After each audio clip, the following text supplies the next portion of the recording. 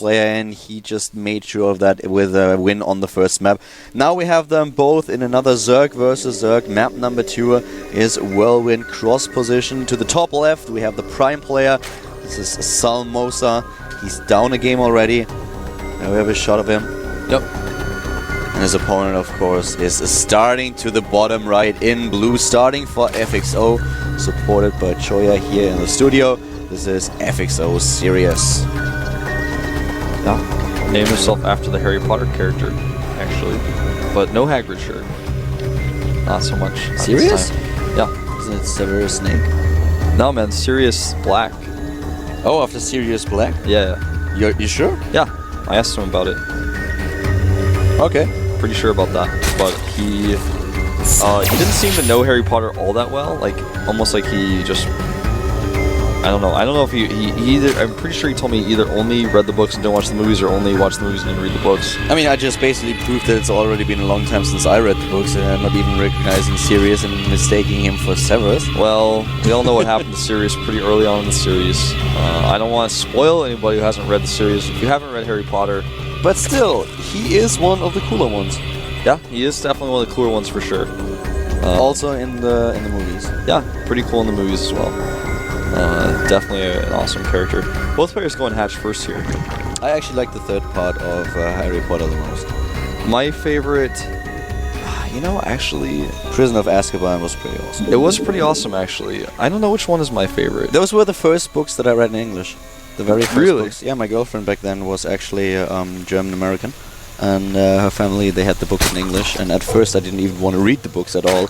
But my mother basically forced me. She said they were good, and I tried to prove her wrong by reading them, the first one in German, and then just telling her, nah, I don't like it, it's crap. And well, I read it within one day, and then I asked my girlfriend to give me the rest of the books in English. And I remember I was in like 3rd grade when the first book came out, and it was, after a few weeks, it was so critically acclaimed that my mother actually bought it for me, and she said, you have to read this. And I said, I actually really enjoyed reading books, but I was like, it's about a wizard, this seems kind of silly, but okay.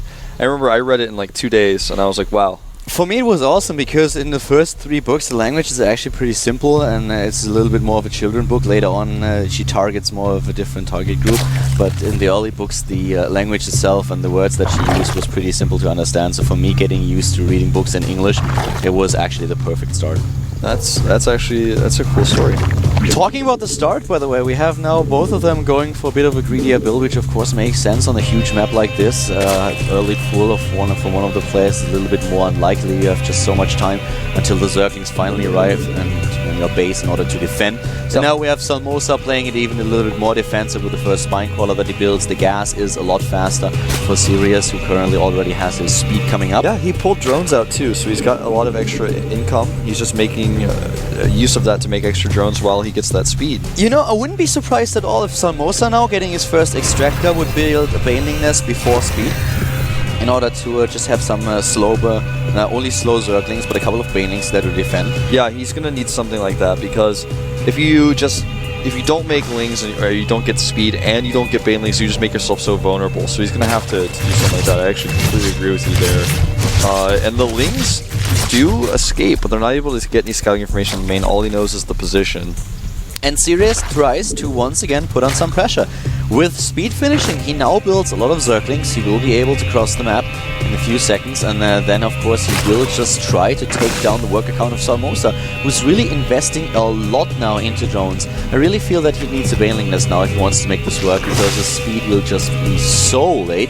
He has the 50 gas that he needs for the Baneling Nest, but he just doesn't build it. He's going right for the roaches. This is not going to help him all too much, because he's just not going to be able to afford to get the amount of roaches out he needs to stop this many Lings. He's gonna be cutting it close.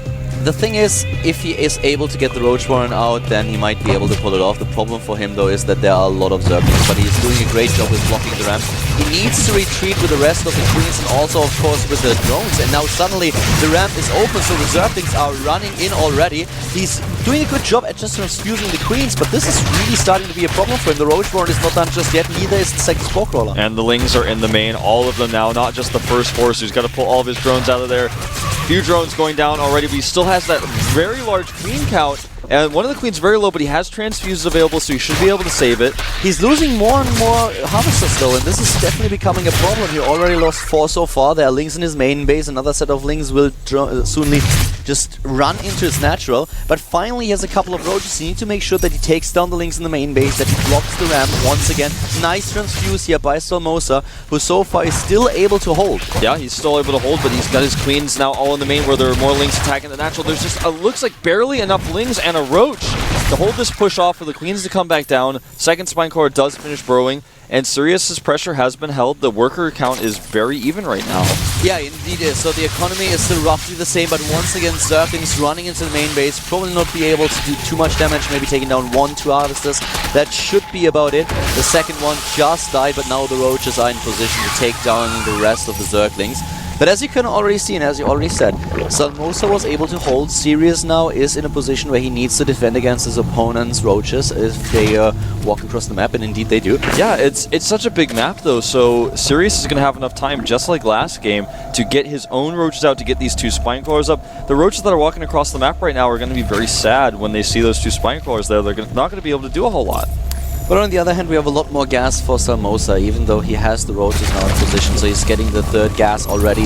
He's droning up behind it. Neither one of the players has his tech started just yet, but a 3rd base is now coming up for Salmosa. And Sirius, now that he really has the Roaches on the map, even cancels one of the he sees the Roaches coming across with his Overlords, and he's like, that's not enough Roaches to make me scared at all. And he's going to scare these Roaches away. The Roaches do not even fire a shot. They only attack the neutral depot. That's all they decide to do.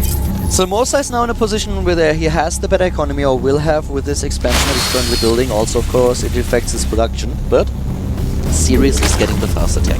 Yeah. He's the one who starts with this layer a little bit faster, but Salmosa is also starting layer just now. Overall, Salmosa is definitely a little bit ahead of this. This is a fairly similar game to what we saw last game, in fact, but this time Salmosa is not quite so far behind in tech. His +1 is just slightly behind, his layer is just slightly behind as well. Not as significant as last game. In this game, of course, as you mentioned already, he has the faster 3rd base. How important will that be is yet to be seen. The big story in comparison to the last game is that this time the economy of Salmosa is much better, much closer to Sirius' worker count, but he still is trailing a little bit behind. So if he gets this 3rd base, he needs to make sure that he has enough drones in order to saturate those bases. Another set of drones would be really important for him right here. But as you already mentioned, in regards to tech, they are very, very similar. We have just now the speed for the Roaches being started for Sirius, whereas Salmosa is still waiting for his lair to be completed. But it's still a pretty decent game. 3rd base now also coming up for Sirius, something that has been spotted by Salmosa, but there's not a lot that he can do about it at this point. Yeah, exactly. And there's not that many drones there. He's getting his own 3rd. By the time that his 3rd is up, he's going to have the drone count where he can saturate it better and get a little bit better income out of it, so it's not going to be too big of a problem for him. Hydralisk then going down actually for Salmosa, interestingly enough, before Investors, whereas Sirius is going for the Infestation Pit first. On a map of this size, I'm actually really confused by that choice. I mean, if you go for Hydralisk, it's just going to take them forever to walk across the map, even if you spread creep like we see Sirius is doing. Also, one of the problems that's going to happen later on is if Sirius has the Infestors out early, he will be able to just get more and more energy with the Infestors, which will enable him to get additional Fungals. And Fungal is something that really helps you against Hydralisk, because they are just so low on HP. I'm not quite sure if this is really the right choice. It will give him a lot of DPS, but as you already pointed out, this map is pretty huge, so you cannot rely on the Hydralisk arriving at your opponent's main base to do the damage. There are just too many opportunities for your opponent to flank, to just run past your army, or trying to get into a better position. So this is a little bit risky, and I don't think that he will be too aggressive with those Hydralisks at the early start. Yeah, I just don't think he can be. I mean, unless he does something absurd like make a Naya Swarm, which I'm 110% sure he's not going to do, I just don't see the Hydralisk being useful this early. He's got his Roach speed out, and like you said, the problem is going to be that Sirius' Infestors will build so much energy, and Hydras become insignificant if the Roaches that are supporting them get trapped and die. I really like how he's using this for upgrade Sirius, that is. I really like that quite a lot. There should be an Overseer for Salmosa pretty soon, but on the other hand, it's still a very good tool to just regain the hit points on all the Roaches. And now we have him just droning up at the 3rd base. And the first few Infestors will be built very soon. So far we don't see any, but at least we have a couple of Hydralisks now, so the tech has been used by Salmosa, who still is in a bit of a defensive position, and there's just Roaches trying to hit the natural, trying to hit the third base, so Salmosa is put into a defensive position, which gives Sirius a lot of time. And he even gets his speed now for the Overlords. He gets another macro hatch. Yeah, he's really doing a good job spreading his Overlords across the map to spread creeps so that he can move his Roaches across really quickly. I'm actually really liking this because this is something that you very rarely see, especially in ZVZ. But on a map of this size, it really allows him to dominate. And he knows he's in a position where he's going to have, he's been kind of the dominant player here. He's been the one who's out on the map attacking, keeping Salmosa on the defensive. So he knows that moving the creep towards Salmosa is actually a good thing for him. This is an Overlord there, but it's not really a big problem. It's at 198 there. And here comes the attack by Salmosa, and I feel like Sirius will be ready for this. We have him now with his own Hydra Den. At the same time, the Roach count is at 38. We have now also 3 Infestors, another 3 are going to finish soon. And here are the first few fungals, and a really good fungal at that. A great concave also for Sirius. Yeah. He has the better position here, and his +2 attack upgrade is already done. The Hydra's barely able to even fire because the concave was so good. Now he's just surrounded and destroyed. That was a domination by Sirius. These Hydralisks that walked all the way across a map, even though there was a decent creep spread for both players, the Hydralisks took so long to get across the map. He had enough time, and they can't even retreat. We're watching it right now. This Hydralisks were actually looking a little bit silly. I mean, they crawled across the map, and as soon as they arrived at the fight itself, they had to just turn tail and run back to Mama. So that didn't work at all for Salmosa. He tried to hit a bit of a timing here and overwhelm his opponent with a superior DPS force, but it didn't work out at all, and now the additional Infestors are out on the map. We have a 50 supply lead for Sirius, and he is just going for it. Yeah, he's using that burrow upgrade to heal his Roaches and go for the second attack. With all the Infestors he has, I don't think he's gonna have any problem. The Spine Crawlers are helping out, but it's just not enough. There are only a few Hydras in the back, and here come the Fungals. He's actually just gonna drop Infested Terrans. There's not anything left to fungal. Yeah, he's gonna end this game right here. He kills everything that is in position. You also have the Infested Terrans right now, whereas the third base is being attacked by another set of Infested Terrans. The rest of the Roaches is heading for the natural right away. The Queen gets killed, and so are Salmosa's hopes of advancing to the second round of today. Sirius is going to take this match with a 2-0. Yep. There's nothing he can do. He's gonna hold off the attack at the third a little bit longer. GG.